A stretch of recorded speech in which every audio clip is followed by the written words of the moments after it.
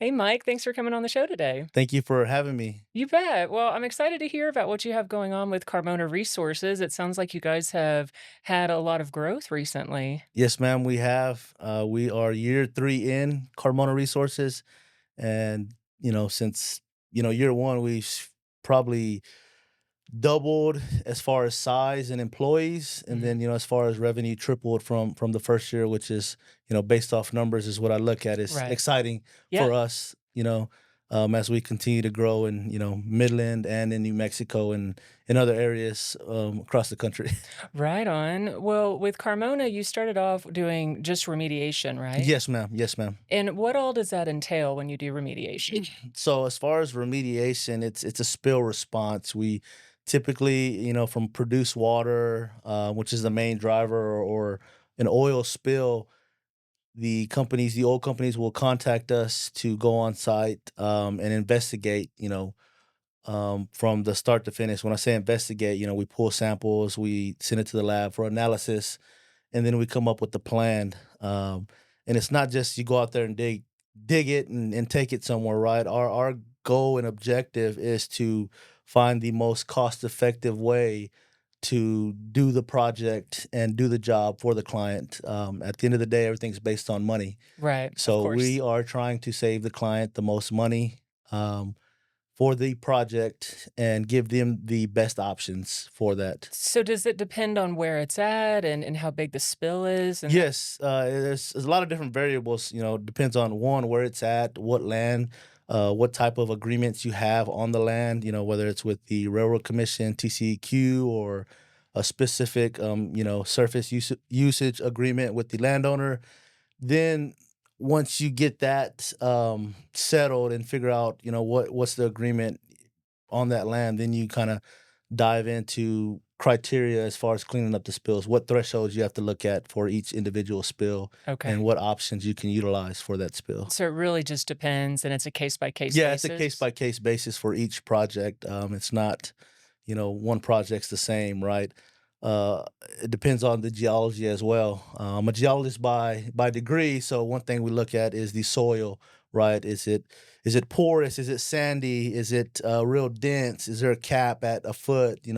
If it's sandy, it might penetrate 20, 30 feet. We don't know, right, until we get out there and do an investigation. So it depends too on like where it is and the damage it could be doing to the environment. And so Correct, correct. that's going to make a difference in how you approach it. Yes, ma'am. Yes, ma'am. If it's near any type of waterway, if it's in a draw, it's a case by case for each project, and we treat each project, as its own individually and target it with its own specific plan for the client. Okay. Have you ever had very large spills or is there like a kind of a general spill that'll happen in the Permian or is it all different sizes? We typically we get a lot of little spills for certain clients, and then there's certain clients where we have massive spills. We actually had a spill this past weekend that ran about 3 miles long Oh, in a wow. pasture. When I say 3 miles long, maybe 20 to 30 feet wide. So we are currently doing investigation on that out in Reeves County area. So That's pretty it's big. a massive spill, and when you get into spills like that, right, the client wants to know how much is this going to cost me at the end Of of the day. course, yeah. And again, our job is to go in there, investigate, come up with, we typically provide, three options for the client. Hey, it's going to cost X amount doing this. We can save you money doing it this way, but we also want to show them if we didn't do it this way, it's going to cost you X amount of dollars. And that's where my expertise comes in on those type of plans and generating options for our clients, right? Not just go out there and say, hey, we need to dig this and take it to disposal, right? We got to come up with a precise plan to one, educate the client, Mhm. and not only educate him, but his higher ups, right? Because when you get in a certain dollar amount, they start asking questions like, hey, why does this cost so much money? Why are you Right. spending so much money? Mhm. And our job is to one, put them at ease, Yeah. and provide all the data and information to the client. Yeah, absolutely. It seems like it's a pretty extensive process It then. is, it is. It could take several months to clean up a spill. It could take several weeks. One of the things we pride ourselves on at Carmona is our turnaround time. We got a call Saturday.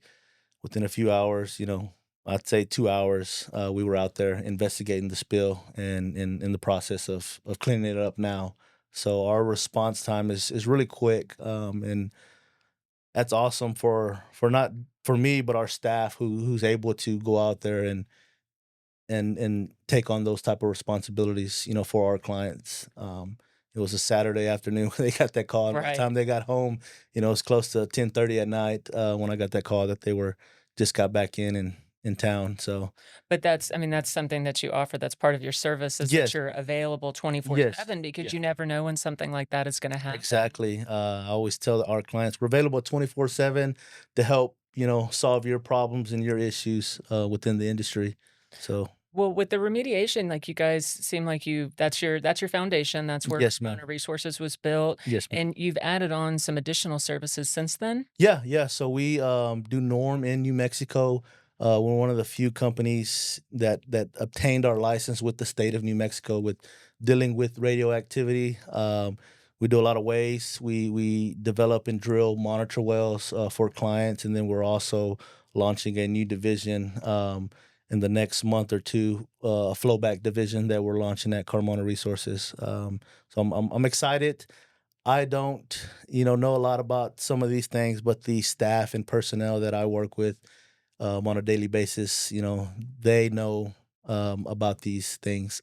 Yeah, absolutely, because, I mean, in oil and gas, there's a lot to Yeah, know, and so yeah. you can't be an expert in all of it. Yes, ma'am. So when you hire people and they are experts in that area, you can pool together and really have a strong team and be diversified. Yes, ma'am. Yes, ma'am. That is true. So, I take my hats off to everyone I work with and alongside.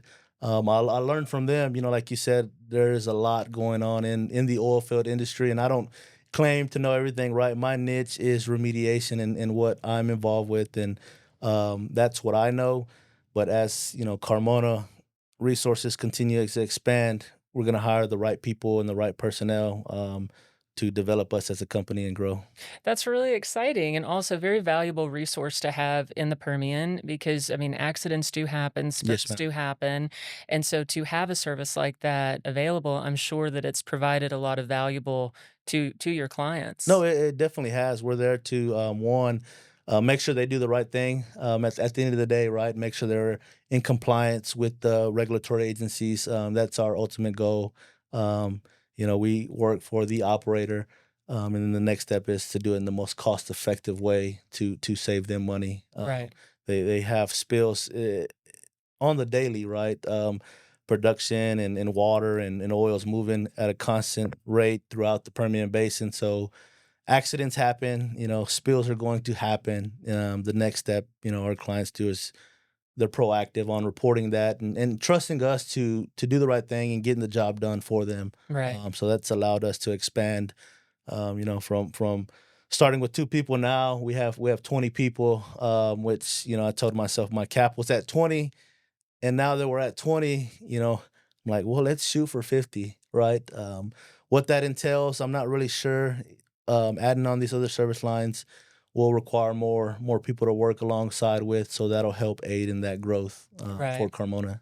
Well, you seem to like maybe you get comfortable when you start scaling like that and Yeah. you realize like you can handle this and you're comfortable with the workload that you have, the personnel that you have. And so then you can continue to expand and scale because then you get the right people that are working with you. And so the team is already stronger. Yes, ma'am. No, that is definitely true.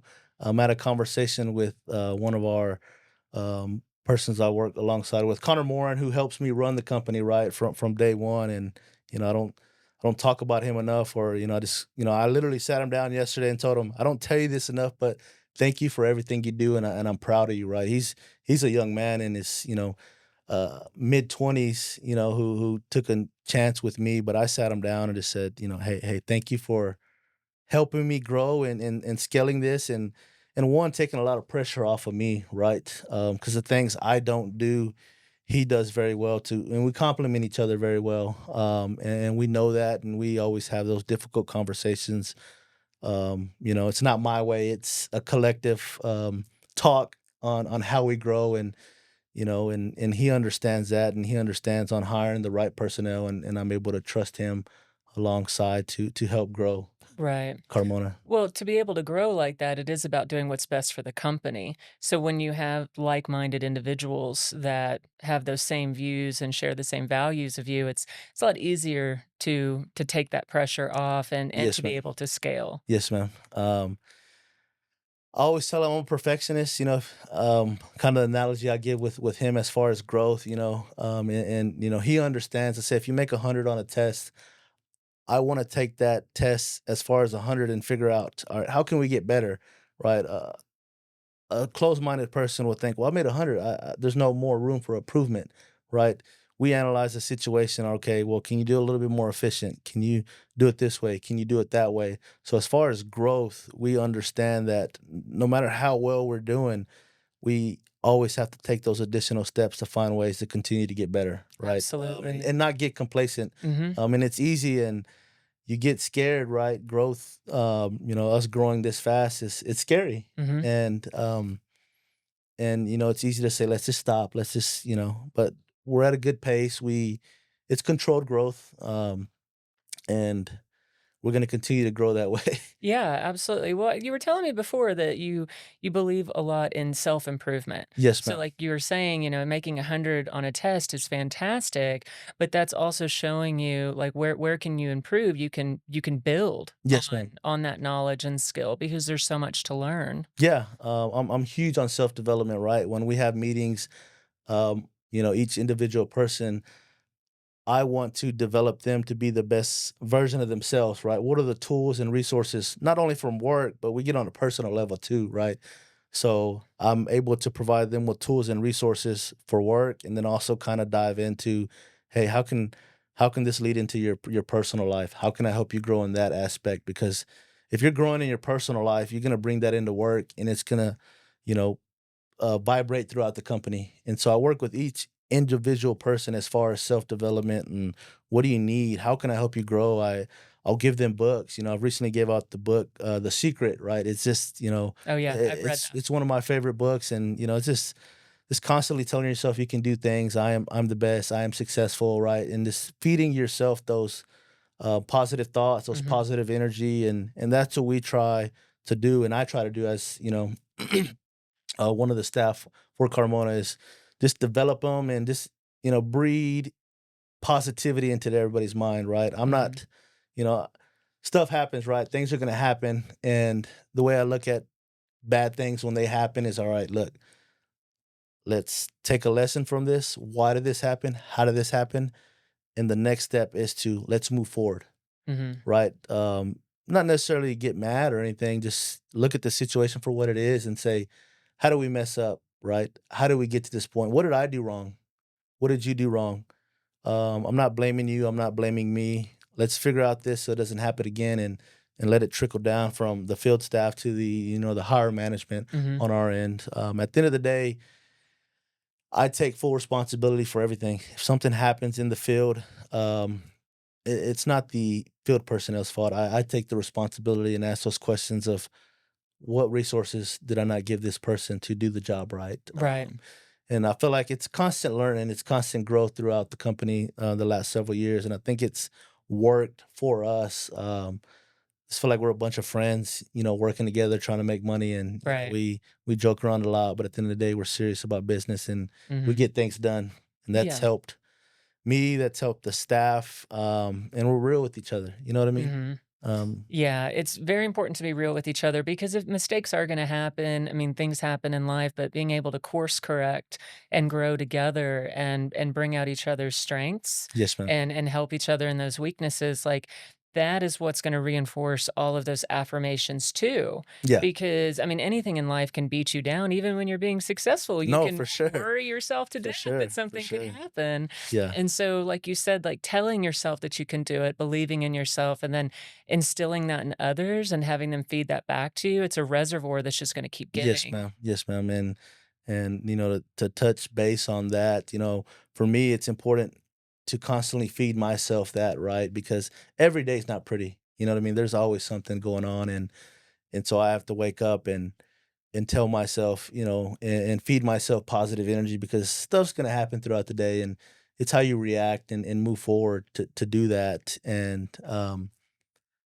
it's not all fun and games, right? This is real life stuff, and there's a lot of money being moved around, so you have to be sharp every single day. There's no days off, Mhm. and I constantly tell people that when you look at the surface, or even looking from the outside in, you see all these things, and it looks fine, but at the end of the day, it's chaos in a beautiful way, right? Mhm. It's controlled chaos. We love it. We love solving problems. We love when things happen because we come together and we're able to solve those issues, not only within the company, but for our clients as well. So it is very difficult, you know. But rewarding. Yeah, yeah, And, to have the mental tax of owning a company and knowing that, I mean, people are depending on you for their paychecks yes, every ma'am. week to feed their families, like, that's a heavy load to carry. No, it is. And I had a gentleman that I work with ask me, he's like, "Are you getting any sleep?" I said, Clint, it's the same thing. I wake up throughout the night and I just ponder and I think, how can I do things better? And I don't see that as a bad thing. I see it as a good thing. And I look at the light throughout those situations, right? Somebody might say, "Well, like, oh, that doesn't sound good. You wake up throughout the night," but it doesn't bother me. You know what I mean? It is chaotic at times, but to have that pressure, it it's a good thing. I love pressure. I love when, my back's against the wall and I'm able to solve things and make things happen, for the company, providing for each individual person. And like you said, in the beginning, I felt the pressure immensely, right? I always say when we first started, we ran out of money, within the first month and a half. And it's like, what am I gonna do? You know what I mean? Like everybody's gonna say they were right about us starting a company. I shouldn't have did it. I have a family, right? You have all these thoughts Mhm. going through your head, and you gotta be crazy enough to believe in yourself to keep moving, even though you're not seeing a result, and Mhm. that's what we've continued to do throughout Carmona, for myself and throughout some of our other higher ups is we continue to push through sometimes when we don't even see the result till a later point, throughout Right. the year, and that's difficult to explain to somebody, but, that's why those affirmations are so important, not only to me, but to my staff that I work alongside with to constantly feed yourself. Absolutely, because the highs and lows and hindsight's 2020. Yes, So ma'am. you can look back and see that you were right and that you made it, but there are things that are still gonna happen in the future, especially in the beginning of starting a company Yeah. when you already have self-doubt and anxiety and you don't have as much experience as you Yes, ma'am. do now, and so it's like to feed yourself those affirmations are gonna get you through those hard moments. No, for sure, and I remember the beginning, like yesterday, just starting this, and not really knowing what what I'm getting into, right? And I tell people like, dude, I didn't know what the hell I was doing, right? And they're Mhm. like, well, you're doing it. You learn to figure things out as you go, Right. right? When your back's against the wall, you just make things happen. Yeah. You really learn about yourself through all this, and you really push yourself to heights that you're not even aware of by just moving forward, right? Whether you're not making progress, whether the work's not coming in, and just constantly working, working, working. We had that conversation the other day. Just a lot of people that don't know me think this just happened overnight, right? Mhm. It took 10 plus years to get to this position, and I told myself if I ever got to this level, I would seize the opportunity and one share my story and develop and just be kind to others. I'm real big Yeah. on kindness, right? I love being kind to people and just want to show them that it's possible. You can do anything you want to do at the end of the day. Yeah, absolutely. And when we talked about that, I mean, it is true. It takes 10 years of the experience, of the grind, of learning certain aspects, going to school, trial and error to even get to that starting point Yeah, of really getting to your dream and then starting to build it. And so a lot of people have that misconception that you are an overnight success, yeah, but I mean, it can take 10 years to become that overnight success. no, for sure. And then, like you said, kindness is so important and knowing that not everybody comes from a background of privilege and opportunity. Yes, ma'am. And so, you really want to shine the light on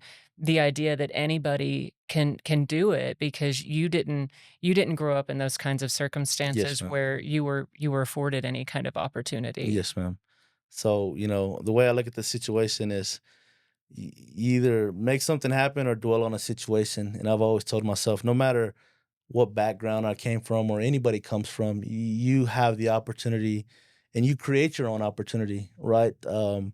Don't make excuses, make the necessary steps. And I had this conversation with somebody yesterday, and I could sit down and speak to somebody and just look at their habits and see if they really want something, right? You can tell a lot by somebody's habits, right? What are you doing with your time?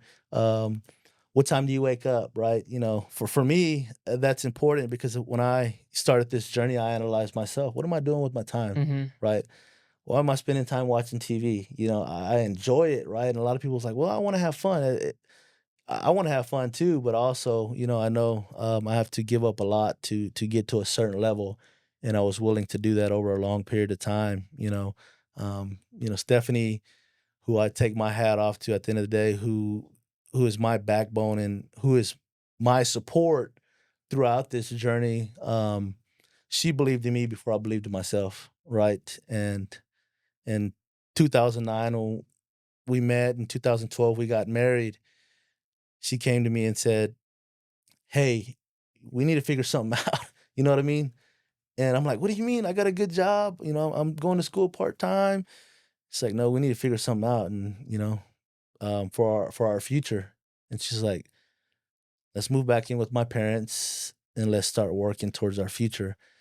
And at that time, I didn't realize what that meant. I was just, like, really, I'm a young man trying to support my new wife, and what I realized is all that led up to this. All those moments led up to this. Those 10 plus years of just grinding led up to this moment alongside with her constantly pushing me and encouraging me and telling me, I'm able to do this. And never once throughout this process, years ago when I came to her and said, "Hey, let's sell our house and let's move into a 500 square foot apartment to start this company," right? Instead of saying, "Hey, you're crazy," she's like, "Hey, let's do it." And whatever happens, happens, and I'm along for the ride, right? And that's difficult as a woman and as a mother with two children who's pregnant with their third to tell you that, right? I'm like, she's kind of crazy, and I love that about her, and I respect that about her, and I give all the praise and glory to her for continuing to believe in me, to continue to support not only my dreams, her dreams. And this has allowed us to create opportunity for our staff and their families as well to show them, again, this is all possible. And that's really important and valuable to me as I go to work every single day to one, develop myself, but develop the individuals I work alongside with. That makes me happy and that makes me get up every single day on my end. Yeah, that is exciting, and I can see, like, again, looking back over time, it all worked out. But at that time, like, you knew she believed in you, but you were both gonna have to make the Yeah. sacrifices. And so when you decided to sell your house, you're gonna downsize so that you can get all of this off the ground, and you're expecting your 3rd child, I mean, that is going a little bit against the grain. Yeah. And No, for sure. even though, like, maybe you didn't do things in the same order that someone else may have done, and you weren't established yet. You had your family, your business wasn't established yet, but it didn't matter Yeah. because you were gonna make it happen, and she was gonna make sure that you made it happen, that Yes, ma'am. that you weren't gonna stop believing in yourself. Yeah. And I tell people that, right, to touch base on that is when you only have one option, and I always say I had a plan A and that was it, right? Like it was gonna happen no matter what. And they're like, "Well, what if it didn't happen?" I don't know. I made it happen, right? We Right. made it happen. So I never once, when we came and decided to do this, there was there was no doubt in my mind that this was gonna happen. Like I had no self-doubt. I was just ready. I was gonna do whatever it took in a respective manner to make this happen. And a third child, where are we gonna get the income, the food, right? We had a little bit of money saved up to kind of get us going on this, but that with three children and rent and trying to get a company going, that the money goes pretty quick, right? Mhm. So you're hitting the ground running, and that's why I respect Connor so much when I came to him and said, "Hey, look, I have an opportunity. I can't pay you anything, right? And Connor's, a grown man coming to him who's already making a decent salary at his job, right? And saying, "Hey, come over here with me. I can't pay you anything. Let me take you away from what you're doing now and your comfortable living. Let me pull you away to come in and believe in my vision, right?" And he didn't even hesitate. He just said, "Let's do it." You know what I mean? I trust you. I believe you. So not only having the belief from my wife Stephanie, but also from Connor Morin to come into this situation, expecting nothing, but just respect and loyalty to come up there from the ground up and help me scale and build this right. It's not about me. It's not about Connor. It's not about Steph. It's how we continue to build this business for others, right? Mhm. And so I want to give a huge thanks to Connor for being alongside as well and helping me run this from the beginning. Mhm. He's like a brother to me. Um, and this wouldn't be possible without him either, Well, having and him he alongside. he saw the vision too, Yeah, and it's a risk when you're, gonna step out like that. So obviously it paid off, and yeah, so, I mean, it's awesome, I'm sure, to look back and see that from the yeah. beginning, but he definitely took a risk joining you on that endeavor. What's funny too is a few years before that, I had asked him, I was like, "Hey, I'm thinking about starting a company. Would you join?" And he was like, "Well, I'll join after it works out." And I'm like, "That's not how it works, Connor. Like, you gotta be with me from the beginning." So we always joke around, and that was during COVID, right? Then COVID happened, so we kinda put a halt on everything and then fully launched in 2022. Initially, the thought was to launch in 2020, and then, obviously COVID happened, but Everything yeah, changed. everything changed, and I was like, "Maybe this is, a good thing because I was scared, Yeah. but the perfect timing happened within its own, and we haven't looked back ever since. Well, that I'm sure that's something to be very proud of, like, knowing that you did it, you believed in yourself, you took the risk, and it all worked out, but Yes, ma'am. when you decided to start the business, had you already gone back to school or to finish? Because you got your degree in geology Yeah. from Sul Ross, correct? So Ross, I have my bachelor's degree from So Ross, and I have my master's from, UTPB. I went, I worked for another firm, so I was kinda going to school then. I got my degree in 2015, and then in 2015, reached out to a bunch of operators, a bunch of people I knew to work, right? I'm like, "I need a job," and I couldn't get hired. So at that point, I'm like, "I need to go back for my master's. Maybe somebody will hire me if I have my master's degree in petroleum geology." So I went back for my master's in 2015, and then I got a call from, an agency to kinda hire me on for environmental in 2016, where I started at the bottom in the field. Um, and when we interview people, I make sure to tell them, like, "I started in the field," you know what I mean, doing the same thing you're doing, right? So this is not only possible for you, it was possible for me, and I wanna give you the tools and resources to get to that level, right? Whether it's with me or with someone else, and one thing I really love about our company is we always are proactive in telling each individual, like, hey, if there's ever a point you're working with us and you're like, hey, this isn't right, I want to try something else, let us know. Like, I will put my name out there and say, hey, this person's looking for this specific position. At the end of the day, I want what's best for you and your family, whether it's with me or not with me. And I firmly believe that. I love to have them on my team, right? Yeah. But if it's not in their heart, we need to do what's right for that individual. And I think that's worked out for us as well, by doing that for anybody. You know what I mean? We've gotten them, interviews with operators to go on and work for them as well. So it just kind of, it makes sense to me to do that for people. Yeah. You know? Well, and that's refreshing because not everyone has that mindset, especially in this industry. It is about who you know, Yes, ma'am. but if you don't find the right position at the right company, you can get lost. Yes, ma'am. And it can feel very aimless, but to be able to come to your company and you give your employees a little bit of a track so that they could be as successful as you or continue to grow and be Yes, successful ma'am. in your company. But if not, you would be willing to give them that reference and help them get set up for success somewhere else. Yes, ma'am. Yes, ma'am. That's true. Do you feel like, giving back like that, it's the karma of I your do that, actions? right? I think one, we do it because it's genuine, but at the same time, we think that's good karma, and in life, right? That just goes to being kind. I've worked at other places where I've left, and it's like the end of the world. You know what I mean? But Yes. we try not to do that there. We firmly believe, and we tell them in the interview, like, hey, look, if you're working with us and another job comes up and you want to interview for that, let us know. Like, we're not gonna be upset. We're gonna, Mhm. one, we might know them. They might be our client, and we might recommend you, which we have done in the past. Like, hey, this person's, they want to expand and go on the operator side, can you give them an opportunity? And it works out well for us, and we do believe it's good karma. Mhm. That's not why we do it, right? Right. But it's a case by case for each individual. Yeah, but I mean, just having that the good intention behind Yes, it ma'am. all, Yes, and ma'am. so it's like knowing that you're paying it forward or helping someone, and it's a good feeling, and it's I mean, at the end of the day, it's Yes, the ma'am. right thing to do. Yeah, no, for sure. We try to do the right thing all Yeah. the time, and we love to give back, to the community, to our employees. So we want to do the right thing no matter what. That's gotta be a great feeling to be in that position now to where you can give to others Yes, ma'am. and overflow because you've been so blessed. Yes, ma'am. To touch note on that, we are able to get back. We have a Carmona Resources scholarship, Oh, that we wow. have for Stanton, seniors, a girl and a boy.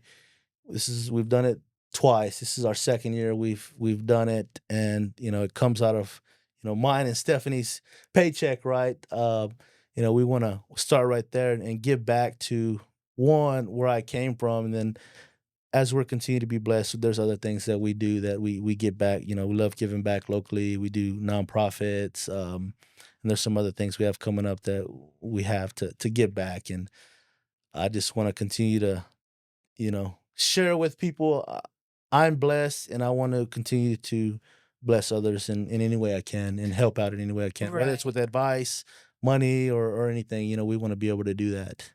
Yeah, and that's a great place to be able to do that. So you grew up in Stanton, or you had moved to Stanton from Houston, Yes, ma'am. Yes, ma'am. and, what how old were you when you came to Stanton? I was about 9, 10 years old when I came to Stanton, and Houston was where all my family is and kind of where we grew up. And, my mom moved over here. And like I'd mentioned on the last podcast, was probably the best decisions my mom has ever made for us as a family, right? Growing up in that type of environment, of drugs and alcohol, moving away from that to Stanton on the south side and the government apartments, being on government assistance, and um, her moving over here allowed me to get involved with people in Stanton as I grew up, in my later teen years, just pouring their love on me is what I always say. I love Stanton for that right there. It's a small town. They were able to take me in and just kind of show me love and show me there's a different way besides the way I've grown up. And I didn't understand that, until I was probably 16 or 17 years old when I realized, like, wow, this is what they've been doing all along. You know what I Yeah. mean? Trying to help and take care of me. Because if you would have stayed in Houston, like, that would have been a totally different, environment to No, be. it definitely would. And like I said, we um, grew up in a very not well environment, drugs and alcohol. My mom was a drug addict who I have a great relationship this day. I love my mom. She's my world, and we have a great relationship. But being in that environment, that's all you know. Mhm. You only know what you know, and it's easy to speak from the outside looking in.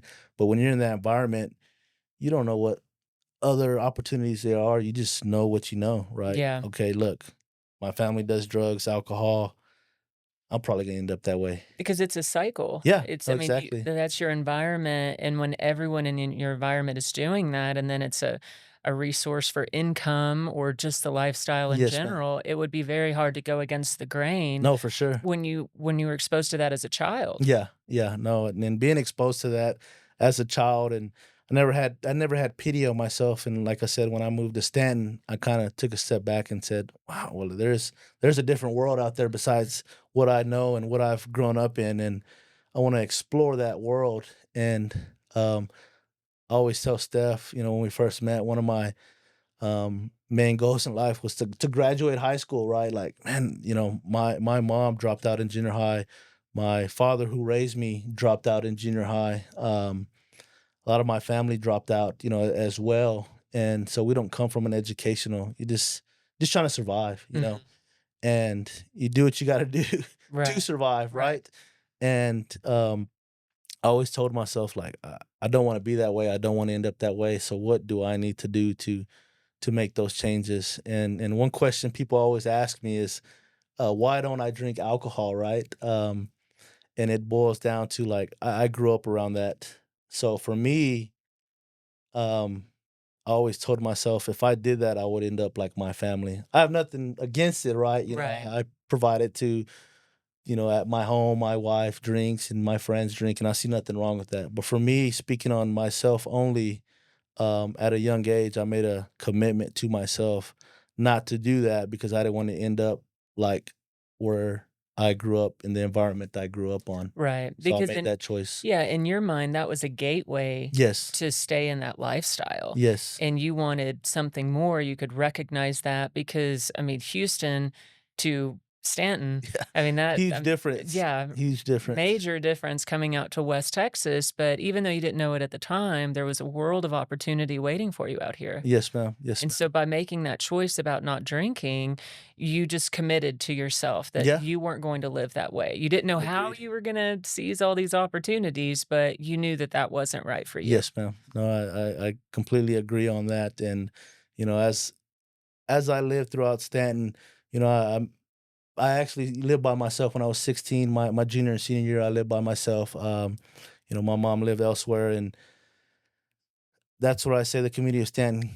I had a great mentor that kind of took me in when I was 16, just kind of helping me out to one, continue to stay in Stanton and pour into me, right? The church community and my mentor and others throughout Stanton were able to support me to stay in Stanton, right? Somebody's like, "Well, how'd you pay bills?" Right? Like, well, I had a support team from the church and my mentors kind of buying me groceries, paying my bills, and kind of supporting me on that aspect, and just shedding light on what I'm very thankful at this time in my life. Like when you look back, it's like, man, that they didn't have to do that, and, Mhm, and for them to do that, it tells me a lot about them as an individual person. mhm. And I still keep communication with my mentor to this day, and constantly tell him how thankful I am I'm sure they're of very that proud of you opportunity. too. Yes, ma'am.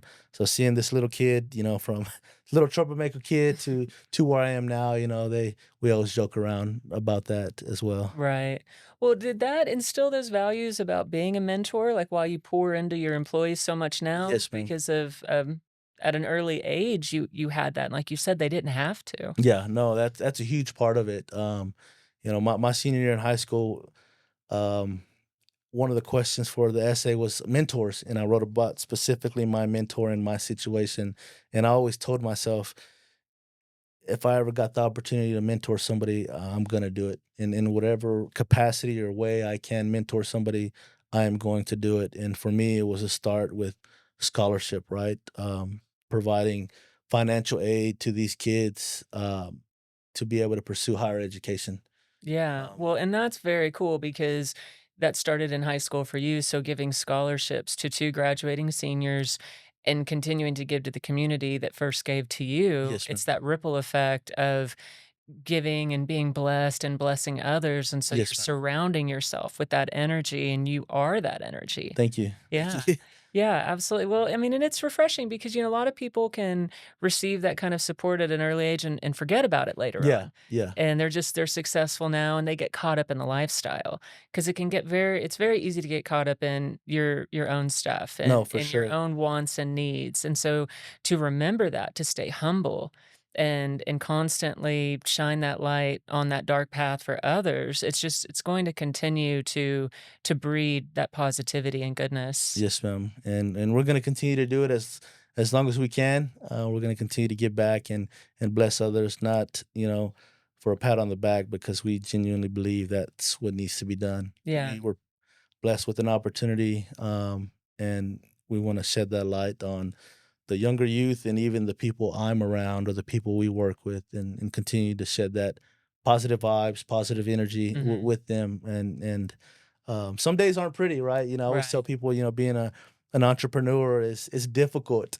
Yes. It looks clean, when you look at things on social media, it looks pretty, um, but it's deep. It's And deep you're and it's hard. typically yeah, you're typically just seeing the finished product Yeah, on social yeah, media or, the surface of it, and even if you do explain, you can't really explain the process because yeah. it's your process, but anyone that's gone through, the trials and tribulations of owning a business or starting something new, I'm sure can relate Yes, ma'am. because it's not easy, and it is a journey, it's a Yeah. long journey, and it can be very lonely too. No, for sure. I was talking to my best friend Michael Rivera recently, and we were like, "What do we sign up for? We don't get off on vacation. We don't, we're out. People think we're taking vacations, but we're still working. Mhm. Right? We have to work on our birthdays. We have Mhm. to work on holidays. Right. We have to work on Sundays, 7 days a week. Like this isn't fun. We're just joking about it, but Right. in the grand scheme of things, we really enjoy what we do, and is it hard and difficult? Yes. And we work a lot, and we constantly are working when we're with each other or when I'm with somebody. We're constantly on our phone. My phone's going crazy right now. You know what I Mhm. mean? I'm like, I'm kind of paranoid, right? I'm like, I'm gone for an hour, hour and a half, and Like, what's what's happened? happening? What's going on? That's when I got to take a step back and say, it'll be okay, and um, life will continue no matter what. Whether I'm not answering my phone or not, we have Right. people to take care of that. But Yeah. again, being an entrepreneur is very difficult, and yet so rewarding. It's probably the most mentally drained I've been in my life. However, yet the most rewarding, right? When you see everything unfold from start to finish, and as we continue to grow, seeing the company grow and seeing each individual grow as a person, right? Achievements, we celebrate those often, and we had a meeting yesterday about projects and how do we get to this certain level, what are we going to do as a team to get to this certain level, and I said, you know I called it like we need unicorn projects. And then I got a message from one of my staff last night and messaged me saying, hey, I think this project's gonna help, attack, where we need to be. And I love that, right? They're just constantly working, outside of, an 8 to 5. They're Mhm. constantly grinding and working and asking me questions over the weekends and vice versa. So one thing I don't do is I don't micromanage. I'm there to help and assist at any time, but I allow them to take reins on their own projects and finish it from start to finish. I'm there for support, but if they gotta leave early, they gotta leave early. But I also know they're working late. Mhm. You know what I mean? So it's a balance that we all find and work well with. We As long as the job gets done, that's all that matters. Right. It may take all day, it may take half a day, but we're really good on that, on not micromanaging and just helping each other out when things get too chaotic. Like, hey, I can't take over this. Can you help? And Mhm. as a team, we really pride ourselves on helping each other out and not throwing anybody under the bus Mhm. at the end of the day. Yeah. Well, and I'm sure that that is refreshing for your employees and your staff because you're allowing them to grow and learn on their own and build skill sets and become more confident. Yes, So ma'am. you're there to help when it's needed, but how else are they going to learn? Because you learn by doing. Yeah, yeah, no, for sure. We're extreme. I'm a hands-on person, right? I This morning, instead of shooting the email, I was like, I'm just gonna call and discuss the situation, right? I'm like, I don't want to type out a long email. I'm Mhm. just gonna call this person and discuss how we can fix this problem next time going into the project. And I made it known like, hey, this is a lesson learned for you, for me, and I also know I was like, "Hey, I'm sorry for calling you super early, but I didn't want to send a long email. I didn't feel like typing it out." Mhm. But just giving, the person the resources and tools on what I saw, what she saw in the field versus what I saw, and then how do we mitigate the issue and fix it going forward. And she was super understanding. She's out of Carlsbad and kind of out there running that office. We also, have an office in New Mexico where a lot of the work we do comes from New Mexico. Mhm. So it was vital to put an office out there as well. Was that scary? Yeah, no, extremely extremely scary. I'm like, man, Carlsbad. Carlsbad is That distance. it's a huge distance. For us, it's a difficult place to market, right? Like, Connor, he was living out there, right? And I'm like, thank you for living out there, but it's a difficult place to market. But at the same time, the demand is so high, in New Mexico is its own, Yeah, beast. it And is. and we do a lot of work in New Mexico, and my expertise and my background is in New Mexico. I have good relationships with the regulatory agencies throughout New Mexico, and great relationships. So that helps out a lot with certain projects Mhm. on our end. And I'll probably say, 60% of the work we do is in New Mexico. So that keeps, the doors open for us, and opportunity as well to Mhm. keep growing in that area. Right. So New Mexico can Eastern New Mexico can get forgotten. Yeah, It's yeah, like it's so far out in the Permian, just from Midland to Orla, and then you keep going, and you look at, Jal, Carlsbad, yeah, Eunice, all the different hubs, all the way into Artesia, yes, and, it's like, gosh, it's so far, and so I feel like a lot of contractors try and stay as close to that area. Midland, Odessa, and then but when you're really trying to do the work, it's in that area. Yeah, So you can't stay too close to home when all the work is further out in the Permian and then Delaware. no, for sure. We have condo over there. That we were kind of officing out of for the last year. We just signed a lease for a new office in August, but it is vital to have somebody in that area, right? Some of our clients, like, we don't want you traveling 3 hours. We'd rather hire somebody Yeah. local, right? So Right. we had to make an adjustment as a company, like, well, we need to be local. Well, we Mhm. need to hire people. We need to have people Exactly. ready, because it's easier for somebody to go to Artesia, right, than coming out of Midland. Mhm. Some people just can't wait. Things need to be done right away, and Right. it's essential to have people readily available in Carlsbad or Mhm. in that area in the Yeah. vicinity to get projects done. So that was the main reason for moving over there and starting that office. So that was a great decision and Yeah. a great investment for the company. Yes, ma'am. So you're available for your employees, for new clients, and just I mean, you never know what's gonna happen because Yes, with ma'am. what you do, it's a response service. Exactly. So you have to be ready to respond to whatever the situation may be. No, that's correct. I always say you have to have that Chick-fil-A service. You have to be fast and quick, right, and Absolutely. efficient. Yeah. Again, that's what we pride ourselves on: the efficiency and our response time to react on a project. To once we touch that project, you have a certain time frame in New Mexico. Speaking on New Mexico, to get things done, or you're subject to fine on certain projects. So we're Oh, able to get yeah. in and out as quick as possible. So to protect the operator at the end of the day. Yeah. Yeah, absolutely. Well, that's exciting, Mike. I mean, you've had an incredible journey. I mean, lots of success, your achievements and getting your bachelor's and then your master's Thank you.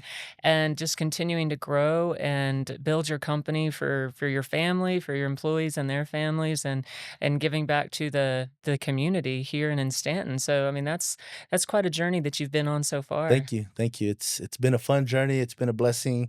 I learn something new every day. I Humility is a big word for me. I'm always trying to be humble in everything I do, and knowing that I don't know everything, and lean on, my peers, my close friends, to kind of advise and give me advice on moves or just things I don't know, right? So that's also a huge part. Even with clients, right? They'll call me and I'm like, look, I don't know, but I'll figure it out, right? Mhm. I'll find out the answer versus just saying, yeah, yeah, no, I know, I'll get it done, right? Right. I'm humble enough to say, look, I don't know.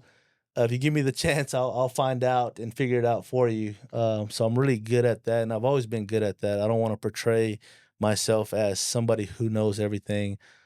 Just a regular kid, from a small town, trying to make it, trying to be successful, and just share my story and my success, just with anybody in life, that no matter where you come from, you can make this happen with hard work and dedication. Mhm. I have 3 beautiful children, Emmy 7, Julian 4, and Jonah 2, and I constantly preach hard work. My daughter, who's 7, kinda understands a lot more on hard work, right?